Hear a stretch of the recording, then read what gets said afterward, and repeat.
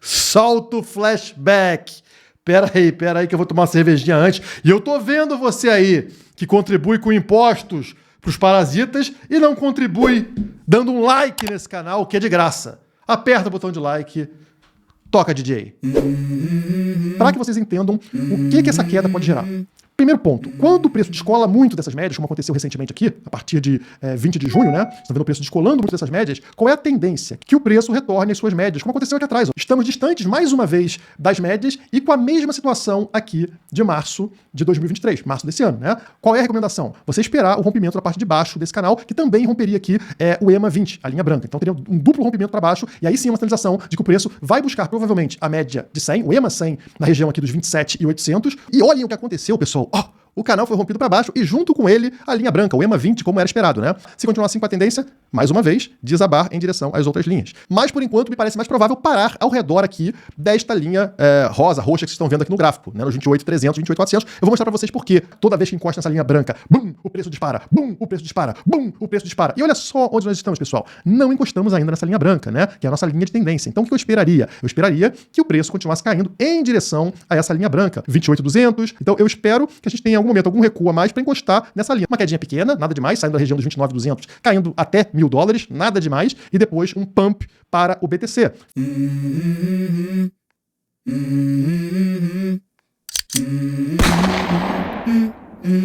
Let's go.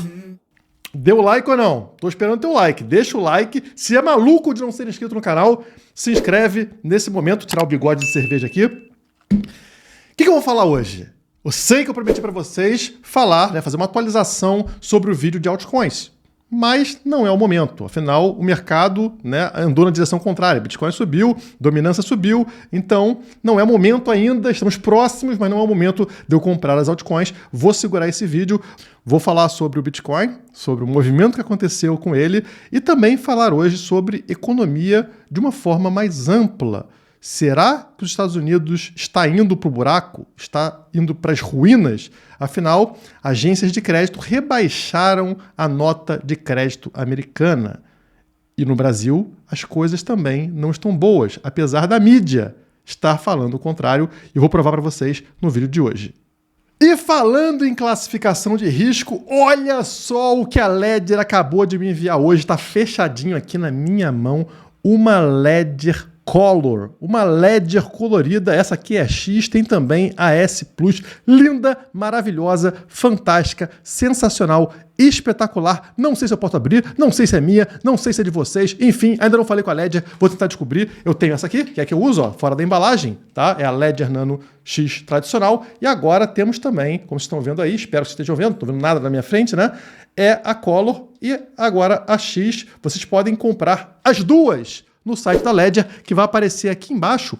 E mais, usando o meu QR Code ou usando o link da descrição, vocês ganham um voucher de $10 em Bitcoin.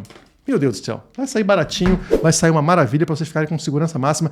Mas bora para esse gráfico aqui que vocês viram no início do vídeo, porque a mãe de Ná aqui atacou novamente. O que eu falei para vocês é que o foguetinho ia ficar maluco, né? Toda vez que encosta aqui na linha branca, temos o foguetinho que faz o preço subir rapidamente. Além disso, eu falei sobre essa linha roxa, que no caso é o EMA 100. E eu falei que o preço iria justamente até a linha roxa, na minha opinião. E o que aconteceu, Guilherme? O que aconteceu, Guilherme? Ah, pessoal, olha só, o preço rompeu aquele canal amarelo lá atrás, né? Foi caindo, foi caindo, foi caindo. Beijou exatamente na linha roxa, como vocês estão vendo aqui, nos 28.500, eu falei 28.400, e aí, a partir dali, bum, o preço explodiu para cima, voltando a testar lá a região dos $30 mil, né? Não conseguiu romper ainda e tivemos uma queda no dia de hoje. O preço no momento está ao redor de $29.150. E esse valor lembra vocês do valor de 29.200 que eu falei que a gente precisava fechar o mês de julho, né? E o que aconteceu? A gente fechou o mês de julho, essa barra anterior, exatamente nos 29.231. E a minha linha branca aqui, eu falei para vocês que a gente precisava fechar acima dos 29.200. E fechamos em 29.231. Por enquanto, tudo ok. Nesse momento estamos um pouquinho abaixo, 29.150, né? Mas como eu falei para vocês, eu esperaria em agosto a gente tem um pavio vindo para baixo aqui, da linha branca, mas fechando o mês acima disso, né? Acima dessa linha branca. Afinal, entramos aqui no que eu chamei de céu. É a divisão do céu, que é a parte de cima, para o inferno. E agora a gente entrou no momento céu, ou seja, a tendência aqui será agora meses cada vez mais altos aqui em direção a esta linha amarela que marca o próximo halving em abril de 2024. Não está tão longe assim, né? E bom, eu quero trazer esse gráfico para vocês porque uma outra coisa rara aconteceu e que é muito positiva para o preço do BTC. Vocês vão ver aqui que a gente teve algumas vezes na história o preço do BTC no gráfico mensal, continuamos no gráfico mensal, tá? Fechando acima dessa linha azul, que é a média de 20 meses, tá? É o SMA 20 do gráfico mensal.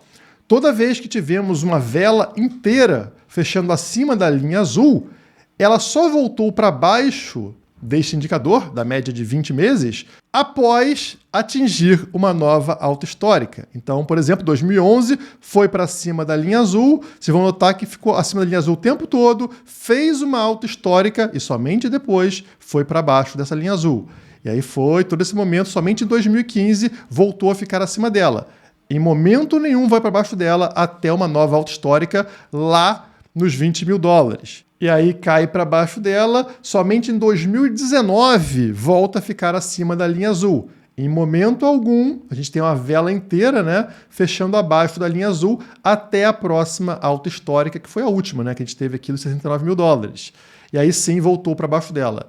E como vocês podem notar, a última vez que isso aconteceu, esse cruzamento para cima que está acontecendo agora, né, em 2023, nesse momento, foi há 4 anos atrás, lá em 2019. E todas as vezes na história, como eu falei para vocês, isso acontece e o preço vai permanecer acima desta linha azul até a próxima alta histórica. Pelo menos é o que o indicador nos apresenta. E eu venho comentando com vocês aqui no canal sobre a escadinha de preço nesse ano de 2023. Isso fica cada vez mais claro. Olha para o gráfico semanal, tá? Vocês têm a linha azul, que é o indicador MA21 no semanal, tá? E vocês vão perceber como existem degraus aqui, né? São essas linhas pretas aqui na horizontal. E olha que interessante, 2023 começa aqui, correto? A gente tem uma primeira subida, faz um topinho aqui, e para onde vai a queda? Ele vai tanto beijar a linha azul, ou seja, a média de 21 semanas, quanto chegar aqui no 0,5 da retração Fibonacci. Tá? E aí tem uma outra subida, um outro pump, e quando cai para onde? Para testar a linha azul, a média de 21 semanas, e também o 0,5 da Fibonacci, mais uma vez. E aí tivemos mais um pump, que foi lá em cima, né, nos 31 mil dólares, como a gente sabe, e uma retração para onde teve essa queda de preço? Tanto a linha azul, a média de 21 semanas, quanto a retração Fibonacci 0,5. Exatamente o que vem acontecendo em todos os momentos. Como vocês podem ver, esse gráfico não estava atualizado, então vamos atualizá-lo para entender o que aconteceu de lá para cá. Vocês podem notar, olha só, pessoal, olha que incrível como funciona a análise técnica, a análise gráfica. Então, ó, o degrau agora está na cor branca, né, os degraus aqui na cor branca. Vocês percebem, ó, o rompimento, sobe, vem buscar tanto a retração Fibonacci, que está justamente nesse degrau, né, quanto a linha verde. Sobe, vem buscar degrau aqui, né, retração Fibonacci, e a linha verde sobe, e nesse momento o que aconteceu? Viemos buscar justamente, vou dar um zoom para vocês, ó, justamente a linha verde, a média de 21 semanas, e também muito próximo, né? Não chegou a encostar, mas muito próximo da retração Fibonacci aqui nos 28.300.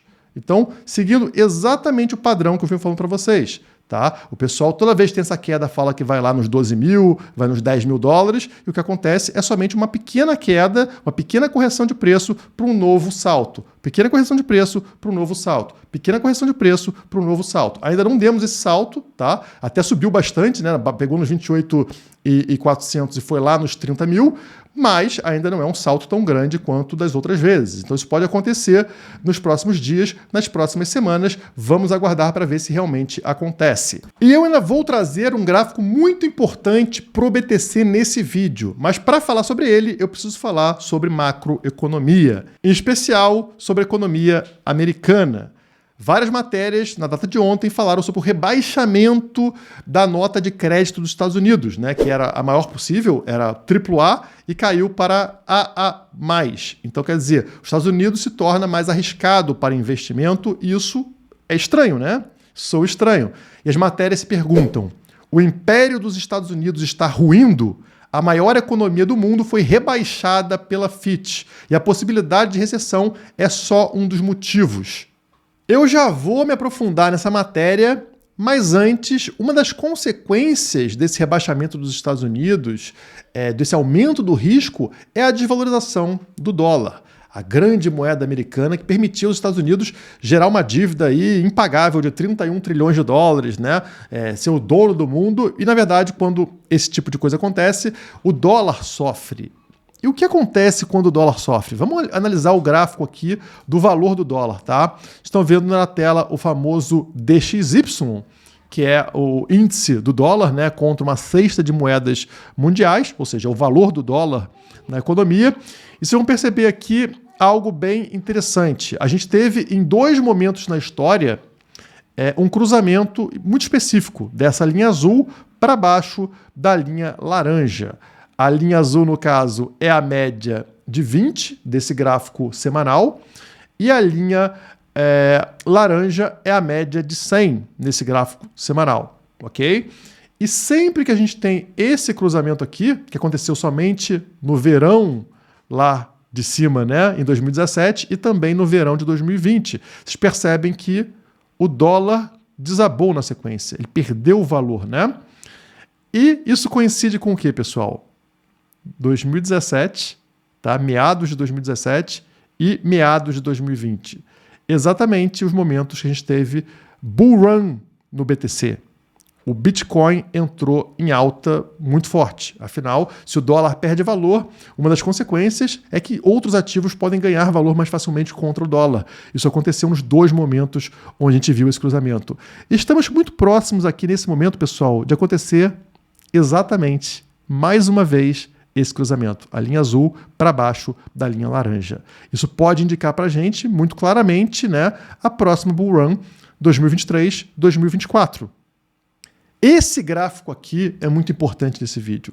Esse é um gráfico que mostra como a macroeconomia interfere no preço do BTC e das criptomoedas. Estão vendo os Estados Unidos perdendo força, entrando em recessão, o dólar com uma tendência de perder valor devido a isso. Esse cruzamento prestes a acontecer, gerando provavelmente um movimento similar àquele de meados de 2020 e de meados de 2017, que significa bull run nas criptomoedas. Mas eu volto nessa matéria porque aqui tem coisas que impactam também o Brasil. Vamos entender. Aqui embaixo eles vão falar que historiadores costumam dizer que até poderoso Império Romano ruiu, e isso também pode acontecer com os Estados Unidos, né? Como eu falo para vocês há muito tempo aqui no canal, isso vai acontecer eventualmente também com o Império Americano, e que a nota foi rebaixada, e que o grande vilão desse rebaixamento da nota, né, do aumento do risco para os Estados Unidos, é a sua dívida impagável de 31 trilhões de dólares dos americanos, tá? Dívida que a gente também vai ter no Brasil. Eu vou explicar para vocês como isso está acontecendo, como é que a dívida brasileira vai subir muito em breve. E aí fala sobre a recessão a caminho dos Estados Unidos, segundo essa agência de risco. E quais são os motivos para essa recessão? Enfraquecimento do investimento corporativo, ou seja, empresas investindo menos, e desaceleração do consumo no 4º trimestre de 2023, ou seja, o final desse ano, e também no início do ano que vem, no 1º trimestre de 2024. Beleza. Agora, vamos trazer aqui notícias sobre o Brasil e como elas são interpretadas. Sai essa notícia na Globo. Balança comercial tem superávit de 9 bilhões de dólares em julho, recorde para esse mês. Isso parece extremamente positivo. Essa notícia saiu no dia 1º, ontem, 1º de agosto, ontem, né?